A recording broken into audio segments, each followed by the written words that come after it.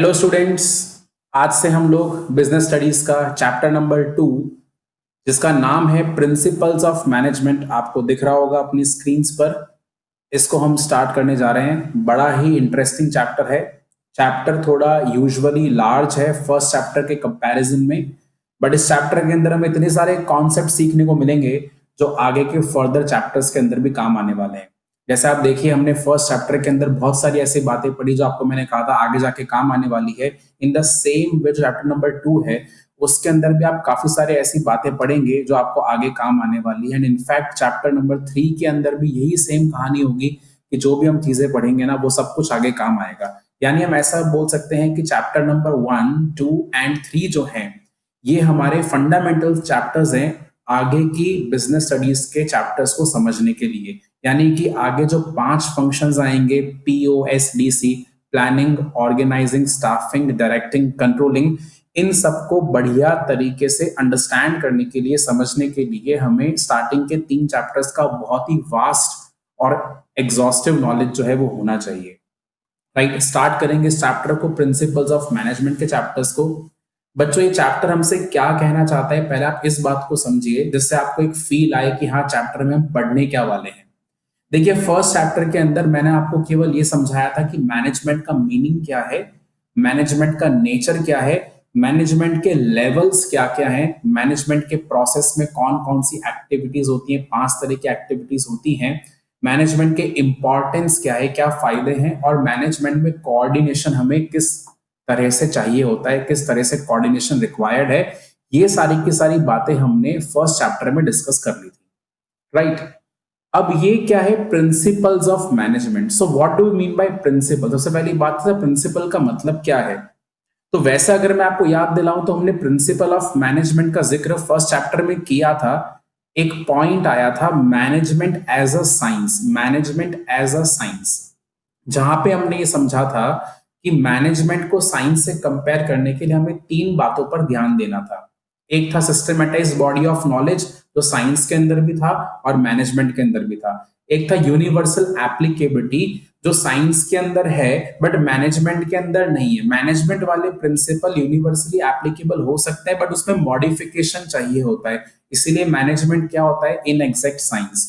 और आपको याद होगा एक पॉइंट आया था बेस्ड ऑन एक्सपेरिमेंट्स, ठीक है ना, एक्सपेरिमेंट्स, एक्सपेरिमेंट के ऊपर बेस्ड था। तो मैंने आपको ये समझाया था कि जो साइंस के प्रिंसिपल्स हैं वो बहुत सारे एक्सपेरिमेंट्स करने के बाद में डेवलप करे गए हैं। और आपको मैंने वहां पे ये बात समझाई भी थी, आप देख भी सकते हैं अपनी कॉपी को खोलकर। मैंने आपको बताया था कि इस तरह से मैनेजमेंट के अंदर भी बहुत सारे प्रिंसिपल्स हैं जो बहुत मेहनत के बाद, बहुत सारे एक्सपेरिमेंट रिसर्च के बाद में डेवलप करे गए हैं। तो बच्चों हमारे पास में यहाँ पे ना मैनेजमेंट के भी कुछ प्रिंसिपल्स हैं जिन पे हमें ध्यान देना होगा। क्यों देना होगा ध्यान? जब भी हम प्रिंसिपल की बात करते हैं तो प्रिंसिपल का मतलब क्या हो गया, set of rules and regulations जो आपको फॉलो करने होते हैं। यानी जब आप planning, organising, staffing, directing and controlling के फंक्शंस को फॉलो करेंगे तो फंक्शंस को फॉलो करते करते आपको कुछ रूल्स, आपको कुछ मेथड्स फॉलो करने पड़ेंगे। और वो जो रूल्स और मेथड्स हैं, तौर तरीके हैं, वो कहां पे लिखे हुए हैं, प्रिंसिपल्स ऑफ मैनेजमेंट के अंदर। यानी सर प्रिंसिपल का मतलब क्या हुआ, प्रिंसिपल फॉलो करना क्या कंपलसरी होता है? देखिए बच्चों, प्रिंसिपल फॉलो करना कंपलसरी नहीं है, बट प्रिंसिपल को अगर आप फॉलो करते हैं तो आपका वर्क स्मूथ हो जाता है। यानी हमारे मैनेजमेंट का ऑब्जेक्टिव क्या होता है सर? मैनेजमेंट का ऑब्जेक्टिव होता है कि हमारे गोल्स ना अचीव हो जाएं। और गोल कैसे अचीव होने चाहिए? Effectively and efficiently. मैं ये मानता हूं कि अगर हम प्रिंसिपल्स ऑफ मैनेजमेंट को ढंग से फॉलो करेंगे, अगर हम प्रिंसिपल ऑफ मैनेजमेंट ढंग से फॉलो करेंगे तो जो हमारे मैनेजमेंट के गोल्स हैं, जो हमारे ऑर्गेनाइजेशन के गोल्स हैं, उसको हम इफेक्टिवली एंड एफिशिएंटली अटेन कर सकते हैं। यानी पहली बात तो ये ध्यान दें, principles of management is not a compulsion, it is an option. But what do we recommend कि हमें प्रिंसिपल्स को फॉलो करना चाहिए, क्योंकि प्रिंसिपल्स को फॉलो करने से आपका जो वर्क है वो काफी स्मूथ होगा। ठीक है, और ये प्रिंसिपल्स कहीं ना कहीं हर ऑर्गेनाइजेशन के अंदर फॉलो होते हैं, चाहे से वो ऑर्गेनाइजेशन छोटा हो या वो बड़ा हो, ठीक है, या फिर वो क्लब हो या हॉस्पिटल हो या स्कूल हो। सर कहने का मतलब क्या परवेजिव है? बिल्कुल बच्चों, हम इसको हर जगह पर फॉलो करते हैं। बट आपको मालूम है प्रिंसिपल ऑफ मैनेजमेंट को अप्लाई करने का जो एक्सटेंट है, जो डिग्री है, वो बदलती रहती है। हो सकता है ऑर्गेनाइजेशन बहुत लार्ज हो, जहां पे बहुत सारे लोग इन्वॉल्व हो, तो वहां पे इसका एक्सटेंट काफी ज्यादा हो, और जहां पे कम लोगों का इन्वॉल्वमेंट हो, वहां पे इसका एक्सटेंट क्या हो, कम हो।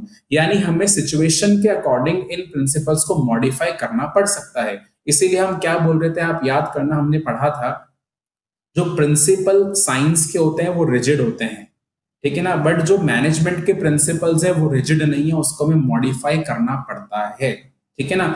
यानी प्रिंसिपल ऑफ प्योर साइंस जैसे मैनेजमेंट के प्रिंसिपल नहीं होते, इसलिए मैनेजमेंट क्या होता है, इन एग्जैक्ट साइंस, या फिर मैनेजमेंट क्या होता है, इम्प्योर साइंस, राइट।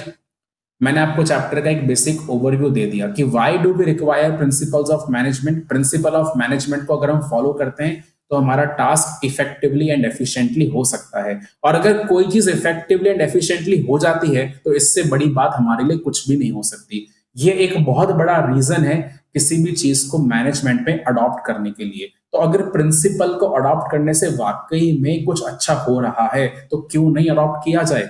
इसमें हार्म क्या है, इसमें दिक्कत क्या है। अगर सब कुछ बढ़िया चल रहा है तो हमें कोई परेशानी नहीं होनी चाहिए, राइट। अब इस चैप्टर में पढ़ना क्या है बच्चों, इस चैप्टर के हमारे पास में 4 डिफरेंट सेक्शंस हैं, ठीक है, 4 डिफरेंट सेक्शंस हैं।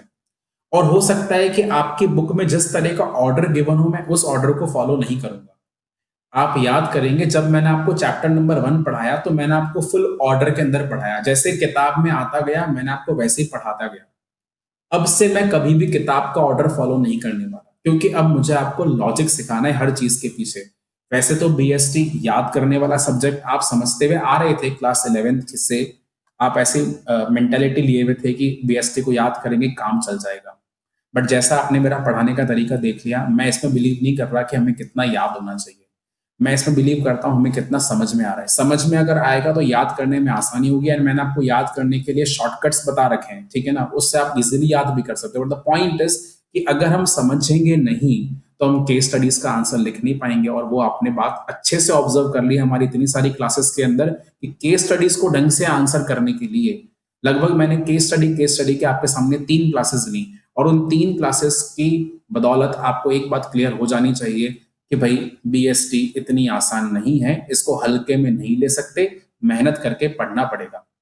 इसीलिए मैं आपको एक एक बात ढंग से समझाऊंगा। तो इस चैप्टर के 4 सेक्शंस हैं। पहला सेक्शन क्या बच्चों, एक बहुत जाने माने मैनेजमेंट गुरु है जिनका नाम है हेनरी फेयोल। नाम क्या है बच्चों, हेनरी फेयोल। तो सबसे पहले जो सेक्शन होगा हमारा वो हेनरी फेयोल को डेडिकेटेड होगा, ठीक है।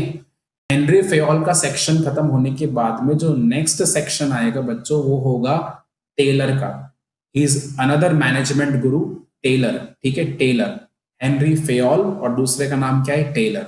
टेलर के अब मैं यहाँ पे 2 अलग अलग सेक्शन डील करूंगा। एक तो होंगे टेलर के प्रिंसिपल्स और एक होंगी टेलर की टेक्निक्स। तो सेक्शन 3 तो यहाँ पे ऐसे कवर हो गए। पहला सेक्शन तो पूरा हेनरी फेयोल का हो गया, दूसरा टेलर के प्रिंसिपल हो गए, तीसरा टेलर की टेक्निक्स हो गया। चौथा क्या, चौथे के अंदर हम चैप्टर को कंक्लूड करेंगे, जो भी हमने बातें पढ़ी हैं हम समझेंगे इसको पढ़ने के पीछे रीजन क्या था, यानी प्रिंसिपल्स ऑफ मैनेजमेंट के फीचर्स क्या हैं और इंपॉर्टेंस क्या है। हो सकता है आपको अपनी किताबों के अंदर चैप्टर किसी और पैटर्न के अंदर अरेंज मिले, बट मुझे उससे मतलब नहीं है। मैंने आपको क्या बोला, we are going by the logic. क्योंकि बहुत बार ऐसा होता है कि आगे के टॉपिक बाद में पढ़ने के बाद पहले पढ़ने से जो पहले वाले टॉपिक्स थे वो जल्दी समझ में आ जाते हैं, और आपके साथ में भी कुछ ऐसा ही होगा। देखना, आप करके देखना, जब मैं आपको आगे वाले टॉपिक्स पहले करा दूंगा और फिर अगर मैं आपको पीछे लेकर जाऊंगा पुराने टॉपिक्स के ऊपर जो स्टार्टिंग में किताब में गिवन है, वो आपको जल्दी समझ में आना शुरू होंगे। That's my promise to you, ठीक है। So don't worry about the order कि सर आपने बहुत ही हैपेजर्ड वे में पढ़ाया हमें चैप्टर, उससे कुछ फर्क नहीं पड़ता बच्चों। अंडरस्टैंडिंग लेवल जो है ना वो डेवलप हो जाना चाहिए अच्छे से। स्टार्ट करें अपना पहला सेक्शन। आप हेडिंग डाल लीजिए अपनी कॉपी के अंदर, बीएसटी की कॉपी निकालकर हेडिंग डाल लीजिए principles of management, principles of management. और सेक्शन नंबर 1 पे आ रहे हैं हम लोग, हेनरी फेयोल के प्रिंसिपल्स। अब देखिए, सबसे बड़ा सेक्शन जो आपके चैप्टर का है वो हेनरी फेयोल का है। हेनरी फेयोल ने हमें 14 अलग अलग मैनेजमेंट के प्रिंसिपल्स बताए हैं। 14 principles of management just by a single person, Henry Fayol. ठीक है, लिखेंगे अब आप प्रिंसिपल्स ऑफ मैनेजमेंट, हेडिंग आ चुका है बच्चों चैप्टर का, प्रिंसिपल्स ऑफ मैनेजमेंट चैप्टर का हेडिंग आ चुका है। फर्स्ट टॉपिक लिखेंगे, very first topic of the chapter, 14 principles of management. 14 principles of management, ये आपका चैप्टर का फर्स्ट टॉपिक है, ठीक है ना, जो मैंने यहाँ पे लिखा हुआ है आपको दिख रहा होगा। फर्स्ट टॉपिक है 14 प्रिंसिपल्स ऑफ मैनेजमेंट, ठीक है। अब ध्यान देंगे बच्चों, so there was a very very renowned person जिनका फ्रेंच ओरिजिन था, इनका नाम है Henri Fayol. He was born in 1841, ठीक है, 1841 एंड ही डाइड इन 1925। तो 1841 में इनका जन्म हुआ, 1925 में डेथ हो गई, and he is one of the major contributor in the field of management. आप बोल रहे हैं सर ऐसा क्यों? बच्चों, इन्होंने एक किताब लिखी थी, वो किताब फ्रेंच में लिखी गई थी, जिसको आगे जाके कन्वर्ट किया गया, ठीक है। बट बहुत अजीब बात यह है कि जो उस किताब का कन्वर्जन हुआ, ठीक है, जो उस किताब का कन्वर्जन हुआ इंग्लिश वर्जन के अंदर, वो बहुत बाद में जाके हुआ, ठीक है ना। किताब तो इन्होंने पहले लिख दी थी, किताब इन्होंने अपनी डेथ से पहले लिख दी थी, और वो फ्रेंच वर्जन में लिखी थी।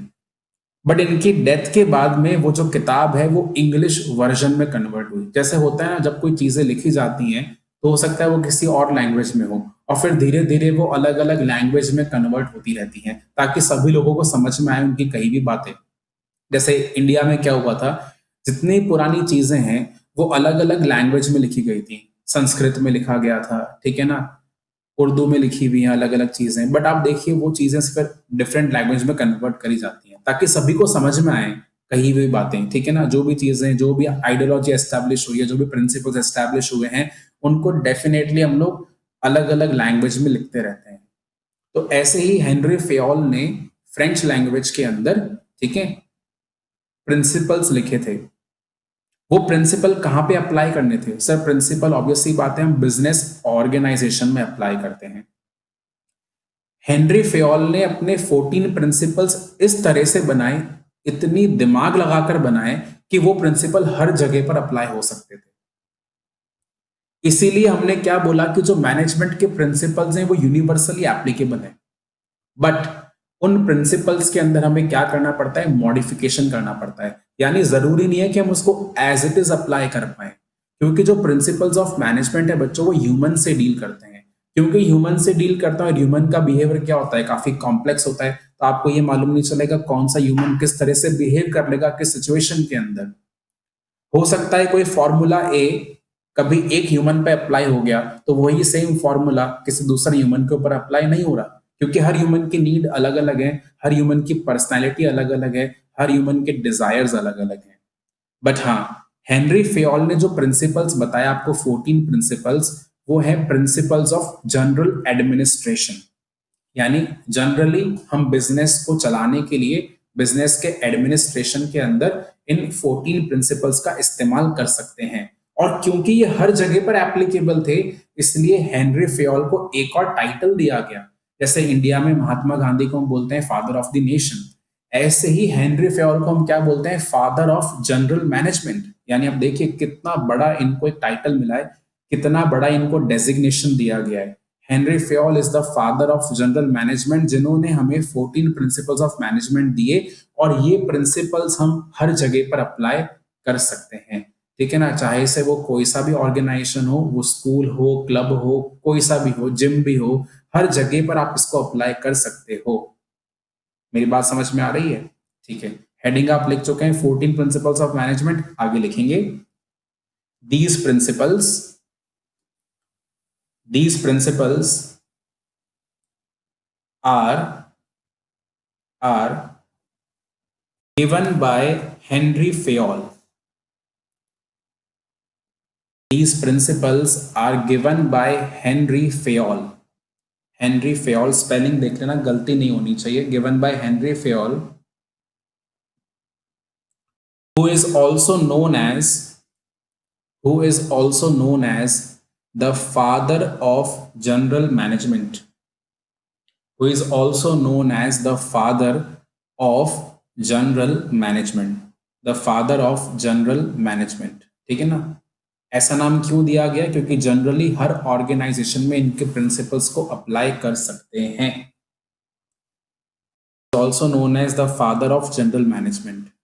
इनफैक्ट जो इनकी बुक फ्रेंच लैंग्वेज से इंग्लिश लैंग्वेज में कन्वर्ट करी गई थी 1949 में, इनकी डेथ के बाद में, उस बुक का नाम भी इन्होंने यही रखा था, मतलब जो जिन्होंने कन्वर्ट करा उसकी किताब का नाम ये रखा, जनरल एंड इंडस्ट्रियल मैनेजमेंट, ठीक है ना, यानी हर जगह पर अप्लाई हो सकता है। Father of general management, copy कर लिया इतनी बात, ठीक है। अब स्टार्ट, ज्यादा टाइम वेस्ट नहीं करना। देखो हमें हेनरी फेयोल के बारे में इतनी हिस्ट्री जानने की जरूरत, लेवल डेवलप करने के लिए आपको ये सारी बातें बता दी।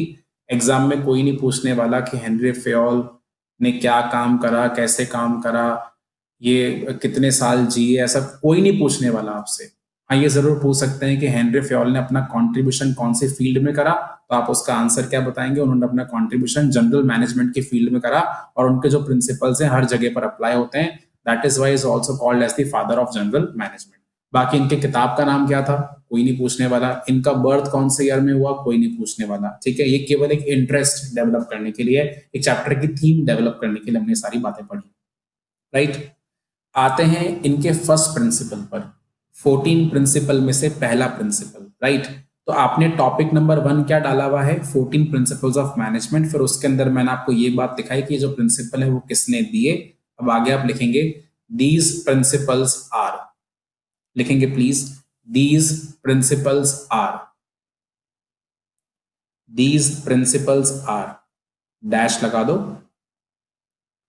हम 14 प्रिंसिपल्स को पढ़कर इनका शॉर्ट में डिस्क्रिप्शन लिखेंगे। मैंने आपको बताया डिटेल के लिए तो आपको अपनी बुक ही रेफर करनी है। शॉर्ट में डिस्क्रिप्शन जो है वो डेफिनेटली कॉपी के अंदर लिखा जाएगा।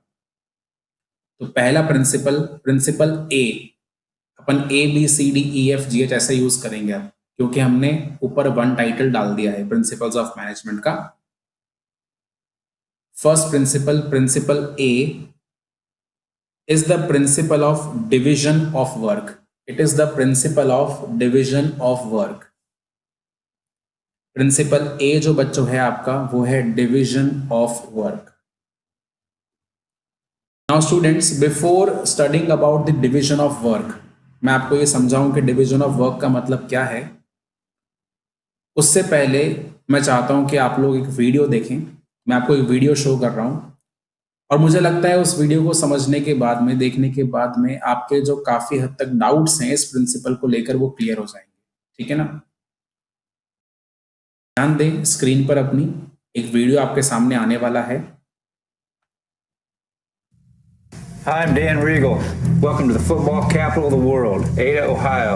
We're here at the Wilson factory where we manufacture all the Wilson NFL game balls, and we have for over 40 years. I'm going to give you a little tour, so come along.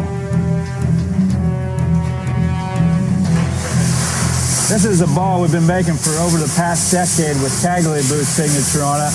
This year the NFL went to some new graphics and new design, and obviously they went with the new commissioner, and they put the Duke on the ball.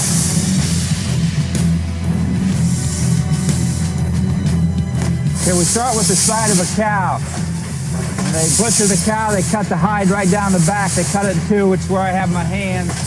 This is the neck. Down here's the belly of the cow, and back here's the butt. This is Wilson's own leather, exclusive to Wilson. We have our own formula. We have the W's in it. So no one else can manufacture football out of the same leather as us. This is Deb. She's been here 33 years. She cuts all the panels out. She does approximately 1,200 footballs every day. After we get the 4 panels cut out, we bring them over here to Loretta, who's been here 37 years. The stamping is done on this machinery, which actually presses the logo into the leather, and then the foil releases onto the football. We have black foil and gold foil. So this is the way we stamp the product.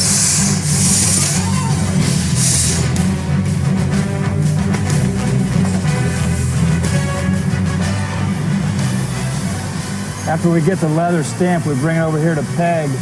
Peg's been here over 40 years. We split the leather to get it the proper weight. We're looking for consistency in every panel and every ball, and they will all weigh the same because the ball has to weigh exactly the right amount for the NFL. Now it's time to sew the football together. This is Glenn. He's been doing this job for 34 years. After we get the ball sewn together, we have to turn it inside out. This is Emmett's job, and he's been doing this for 35 years. All the balls are turned inside out manually. This is one of the most stressful jobs in the factory as far as it takes a lot of muscle.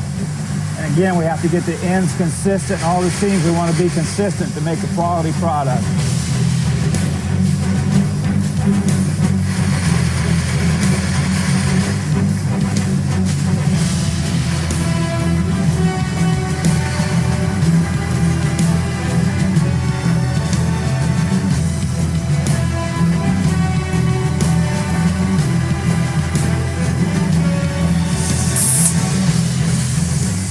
After we get the football turned inside out, the carcass comes over to Tina. She's been lacing for 20 years. She inserts a bladder. She also laces the football up. All the footballs are hand laced. The tension has to be perfect on the balls with the laces so we have a quality football when we're finished. After we get the balls laced, we bring them over here to the molds, and this is Etta May's job. We've been doing this for 38 years. We put the ball in the mold, insert about 120-pound of air pressure into the ball inside the mold. It shapes the ball to the shape we want. It takes about a minute for the cycle. The air is taken back down to 13 pounds. The mold is reopened, and the football is ready to go to the NFL. After the ball comes out of the mold, comes over here to Pam. She's picking out the balls for the NFL game. She's been doing this for 28 years. She measures the ball around both ends, weighs the ball. It has to be perfect cosmetically, no flaws. At that point, it's finally good enough to go to the NFL. Obviously, not all the footballs we make go to the NFL. A lot of them go retail. This is Michelle's job. She's been here for 29 years. She puts the ball in the retail package, puts 6 in a box, and they're ready to go to a store so the fans can purchase them also. The factory here in Ada is the only football factory in the world that makes footballs every day, and that's the only product we manufacture. Every point scored in every Super Bowl, every pass caught for a touchdown, every fumble recovered, every kickoff returned, every extra point, it's been scored with a Wilson football.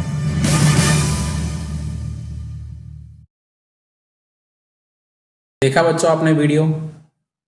इससे अच्छा video हमारे पास में नहीं हो सकता इस concept को समझने के लिए, which is the concept of division of work. तो आपने देखा, आपने लास्ट में सुना कि यही एक पूरे वर्ल्ड में फैक्ट्री है जहां पे ये रग्बी की बॉल्स बनाई जाती हैं।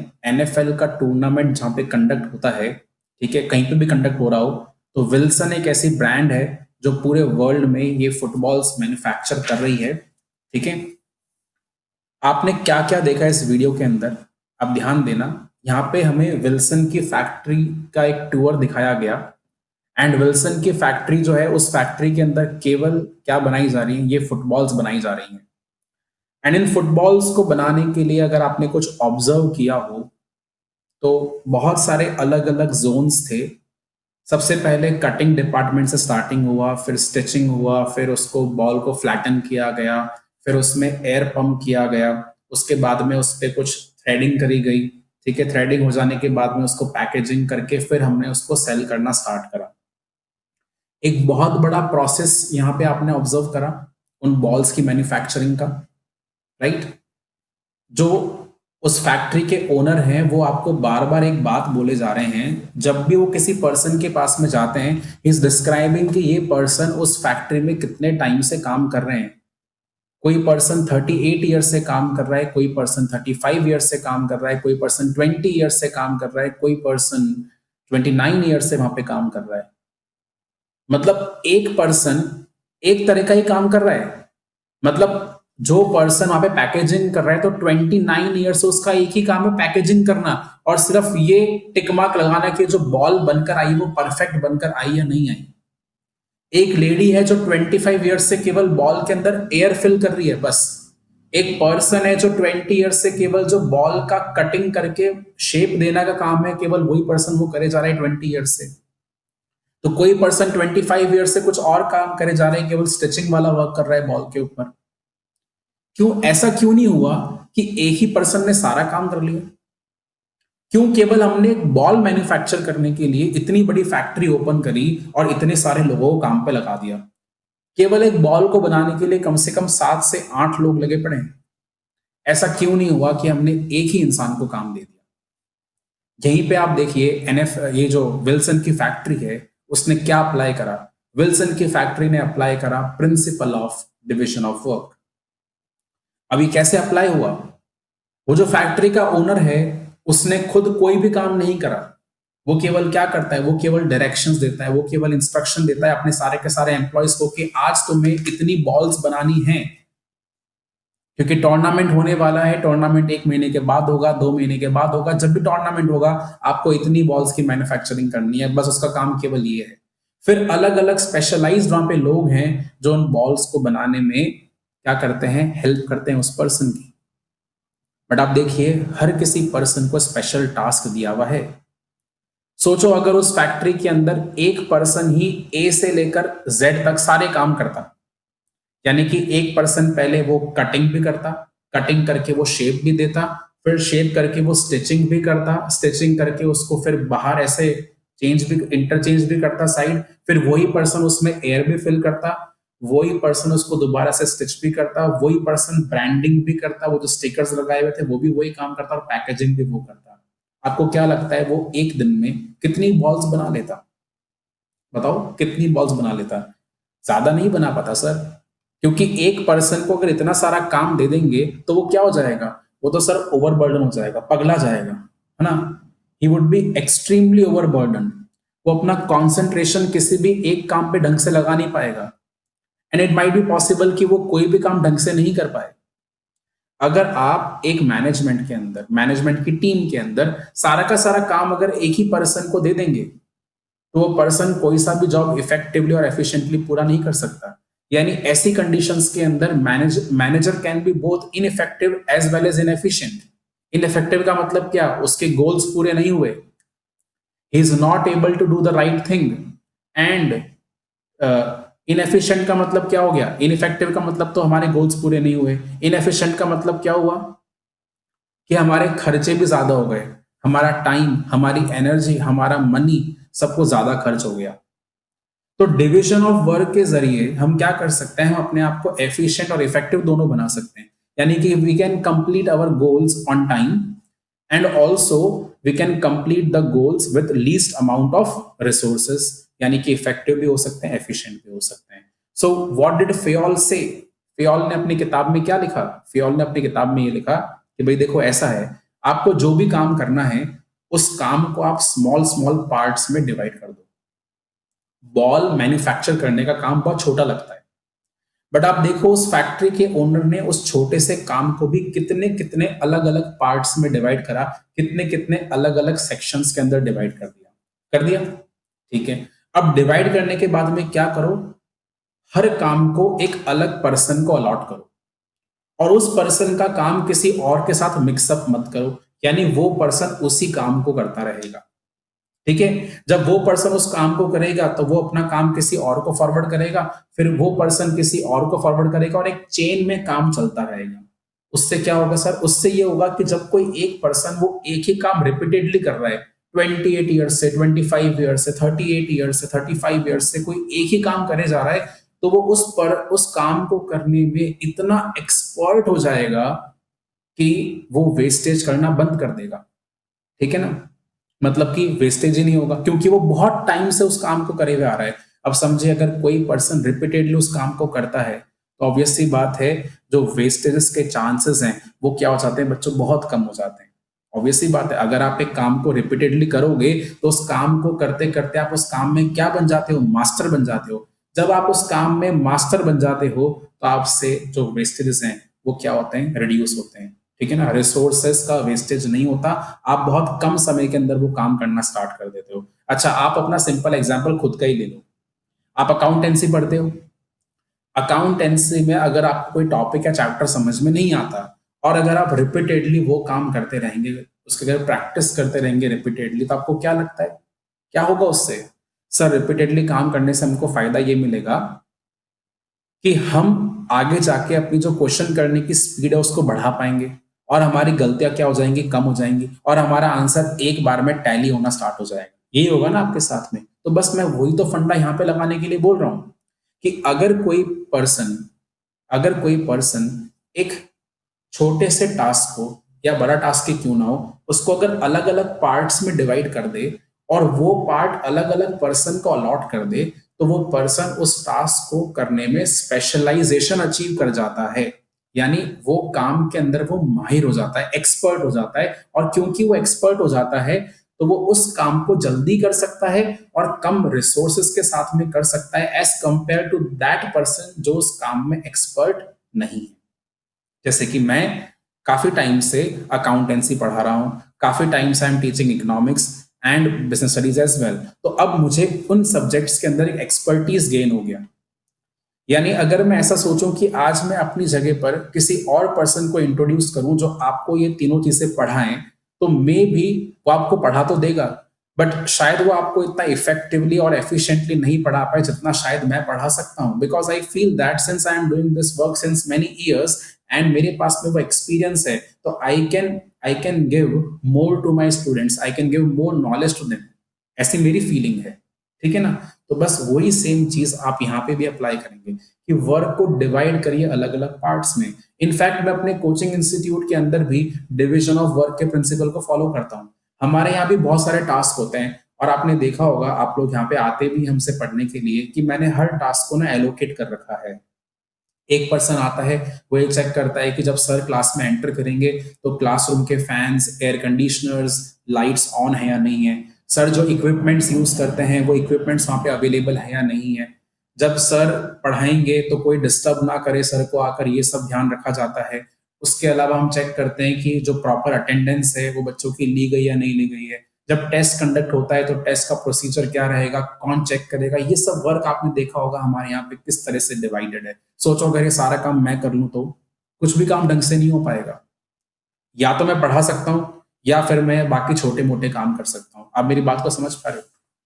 तो किसी भी वर्क को ढंग से परफॉर्म करने के लिए क्या जरूरी है कि वर्क को स्मॉल एंड मैनेजेबल पार्ट्स में डिवाइड करा जाए, छोटे छोटे पार्ट्स में डिवाइड करा जाए। उससे क्या होता है कि आप उस वर्क को परफॉर्म करने में एक्सपर्ट हो जाते हैं और उस काम को आप बहुत बेहतर तरीके से कर सकते हैं एज कंपेयर टू कोई ऐसा पर्सन जो उसको इतना इफेक्टिवली परफॉर्म नहीं कर पाएगा और इतना एफिशिएंटली परफॉर्म नहीं कर पाएगा। राइट?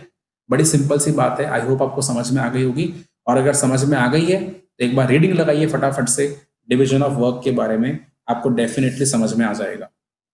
लगाइए रीडिंग, डिवीजन ऑफ वर्क।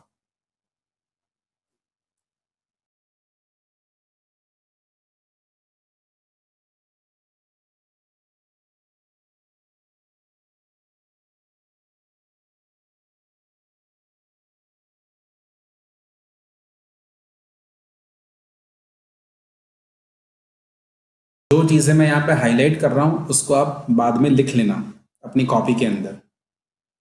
लिखा है according to Fayol the intent of division of work is to produce more and better work for the same effort.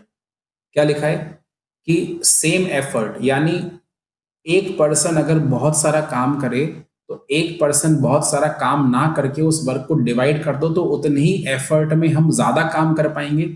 यानी ये जो विल्सन की फैक्ट्री का ओनर था, अगर वो सारा का सारा काम एक पर्सन से करवाता तो एक दिन के अंदर जो प्रोडक्शन ऑफ बॉल्स है वो काफी कम हो पाता और इतना एफिशिएंटली भी नहीं हो सकता था।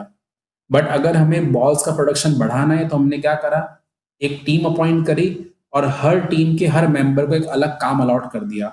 उससे बेटर वर्क हुआ, बेटर रिजल्ट्स हमारे सामने आए। आगे क्या लिखा है, specialisation is the most efficient way to use human effort. बोलते हैं अगर हमें किसी ह्यूमन के काम को अगर हमें किसी ह्यूमन के वर्क को ढंग से यूज करना है तो ह्यूमन के वर्क को ढंग से यूज करने का बेस्ट तरीका क्या है? उस ह्यूमन से आप क्या लेंगे? स्पेशलाइजेशन लेंगे। आगे लिखा है Fayol applies this principle of division work to all kinds of work. हर जगह पे अप्लाई कर सकते हो, टेक्निकल के अंदर भी, मैनेजरियल के अंदर भी। This principle can be use in any type of organisation, कहीं पे भी इस्तेमाल हो सकता है। वर्क को क्या करना है बच्चों? वर्क को डिवाइड करना है स्मॉल टास्क में या स्मॉल जॉब्स में, because work can be perform more efficiently if it is divided into small and specialised task. फिर हर काम को करने के लिए, हर टास्क को परफॉर्म करने के स्पेशलिस्ट को अपॉइंट करना चाहिए और उसको रिक्वायर्ड ट्रेनिंग देनी चाहिए। उससे क्या होता है? डिविजन ऑफ वर्क से उस पर्सन को मिलता है वर्क करने का स्पेशलाइजेशन, और क्योंकि वो स्पेशलाइज कर जाता है इसलिए हमारा काम इफेक्टिवली और एफिशिएंटली हो जाता है। ठीक है, और आप देख सकते हैं इसी प्रिंसिपल की वजह से हम अपने ऑर्गेनाइजेशन में अलग अलग डिपार्टमेंट्स देखते हैं। आपको डिपार्टमेंट याद आ रहा है? वो एक टॉपिक था फंक्शनल डिफरेंशिएशन, जहां पे परचेज का डिपार्टमेंट भी है, सेल्स का भी है, प्रोडक्शन का भी है, ह्यूमन रिसोर्स भी है, फाइनेंस भी है। तो ये जो हम अलग अलग डिपार्टमेंट्स क्रिएट कर रहे हैं ना, इसके पीछे पर्पस क्या है? Division of work. अगर सारा का सारा काम एक ही पर्सन को दे दिया जाएगा तो वो पर्सन उस काम को हैंडल ही नहीं कर पाएगा। सोचो, एक पर्सन कंपनी में ऐसा है जो मार्केटिंग भी कर रहा है, जो सेल्स भी कर रहा है, जो फाइनेंस का काम भी देख रहा है? नहीं, ऐसा ऑर्गेनाइजेशन बहुत लंबे समय तक आगे नहीं जा सकता। ढंग से काम करने के लिए प्रॉपर डिविजन ऑफ वर्क होना जरूरी है। ठीक है, पढ़ लो, चलो फिर से एक बार पढ़ लो, फिर मैं कुछ मार्किंग कर देता हूं जिसको आप कॉपी कर लेना अपनी इस थ्योरी कॉपी के अंदर।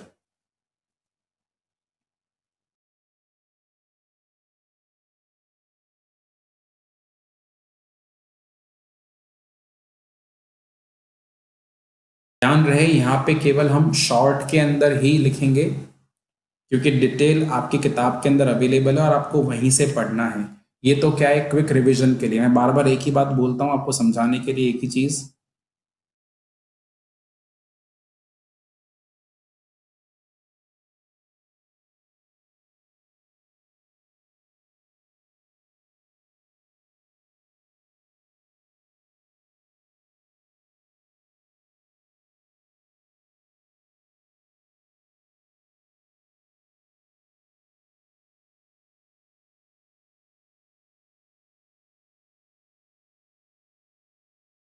जितनी बातें मैंने यहाँ पे हाईलाइट करी हैं उतने आप अपनी कॉपी में लिखेंगे। पहले पढ़ लो पूरा अच्छे से, कुछ समझ में नहीं आया तो डाउट रेज कर लो। उसके बाद में फिर ये कॉपी करना जो हाईलाइट करा हुआ है। 5 मिनट दे रहा हूँ, 5 मिनट में सारा काम हो जाएगा, बहुत आसानी से हो जाएगा।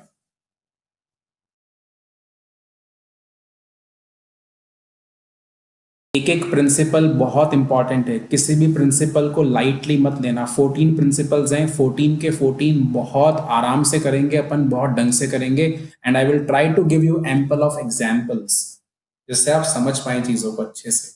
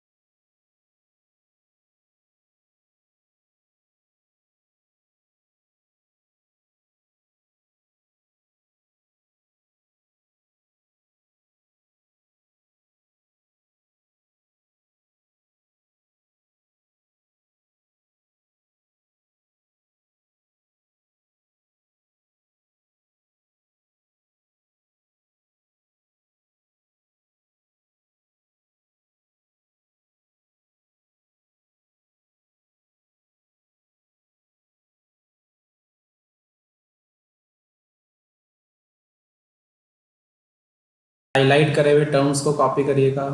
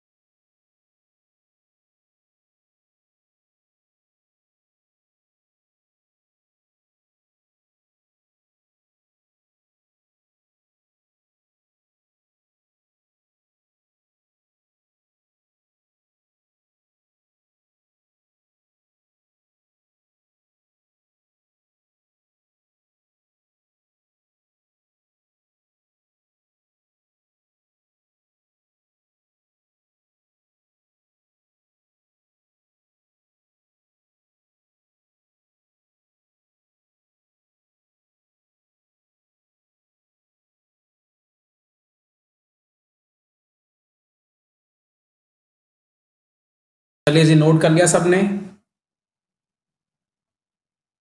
तो हमें क्या समझ में आया? डिवीजन ऑफ वर्क की वजह से हमें क्या मिल जाता है बच्चों? स्पेशलाइजेशन मिल जाता है। ठीक है, और स्पेशलाइजेशन से क्या फायदा होगा सर? फायदा ये होगा कि हम वर्क को इफेक्टिवली एंड एफिशिएंटली कर पाएंगे।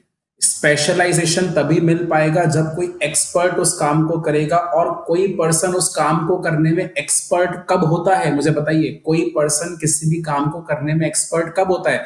जब वो उस काम को रिपीटेडली करता रहे। जब कोई काम को रिपीटेडली हम परफॉर्म करते रहते हैं तो हम उसमें डेफिनेटली एक्सपर्ट होते हैं, हम स्पेशलिस्ट बन जाते हैं। स्पेशलिस्ट बनने के बाद में हम बहुत कम समय के अंदर ज्यादा आउटपुट निकाल पाते हैं। ठीक है ना? आई होप आपको जो मेरी ये सब बातें हैं वो समझ में आ रही हैं। ठीक है ना? इज इट क्लियर कि अगर हम लोग एक चीज को रिपीटेडली परफॉर्म करेंगे तो रिपीटेडली परफॉर्म करने से हम उस चीज के हैबिचुअल हो जाते हैं, और हैबिचुअल होने की वजह से हम वो काम किसी और पर्सन के कंपैरिजन में बहुत ही जल्दी खत्म कर सकते हैं और कम रिसोर्सेस का इस्तेमाल करते हुए खत्म कर सकते हैं। ठीक है, यानी कि अगर मैं किसी काम को एक्सपर्ट से ना कराकर नॉन एक्सपर्ट से कराऊं तो एक्सपर्ट उस काम को काफी अच्छे से कर पाएगा, तेजी से कर पाएगा और कम वेस्टेज के अंदर कर पाएगा। ठीक है, और यही बात मैं आपको दिखाने के लिए कि स्पेशलाइजेशन किस तरह से मदद करता है और किस तरह से हम स्पेशलिस्ट बनते हैं, मैं आपके सामने एक और बहुत ही गजब का वीडियो लेकर आया हूं। इस वीडियो को देखना, it is really a treat to watch, amazing video. ध्यान देंगे बहुत अच्छे से और आपको बहुत मजा आने वाला है बच्चों इस वीडियो के अंदर।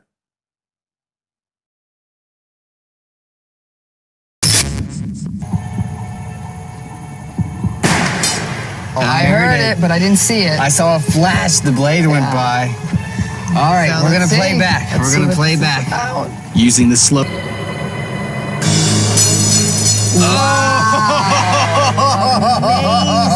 Oh man! Wow. This is the office of a Nagasaki-based food wholesaler. One worker here, Asuka Kamimura, is a calculator whiz whose speed on the device is jaw-dropping.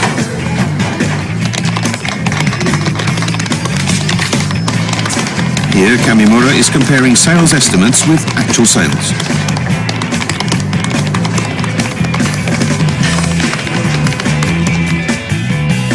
The estimate total is 901,720 yen. What will she get when she taps in each number?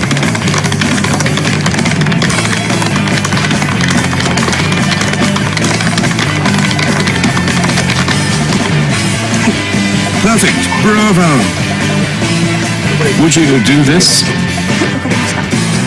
She's always assigned the calculating tasks when figures come written on paper.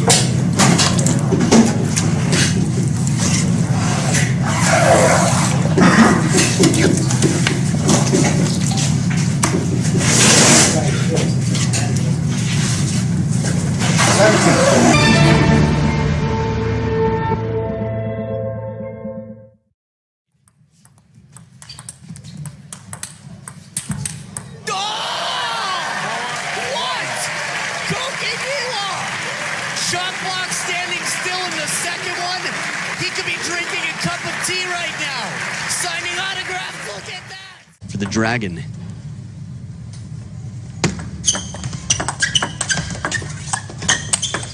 There was the chop block in the short side of the table for this.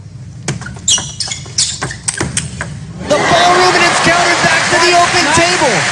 He plays it deep, and Ma Long with a full swing on this one. Here it is, heavy side and under from the body.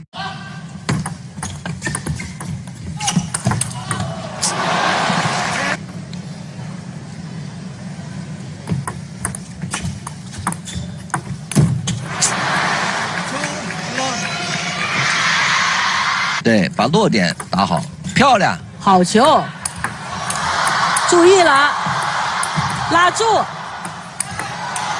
哎呀，许昕跑过去，放起来。